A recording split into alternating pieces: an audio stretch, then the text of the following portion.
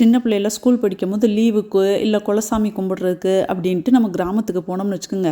எங்கள் அப்புத்தா புள்ள குட்டியெல்லாம் வருதுங்க.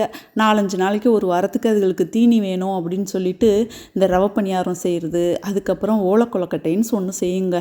அதெல்லாம் இப்போ நினச்சி பார்த்தா அவ்வளோ ஒரு சந்தோஷமாக இருக்குது. நம்ம பிள்ளைகளுக்கு அதை செஞ்சு கொடுக்க முடியலைங்கிற வருத்தமும் இருக்குது.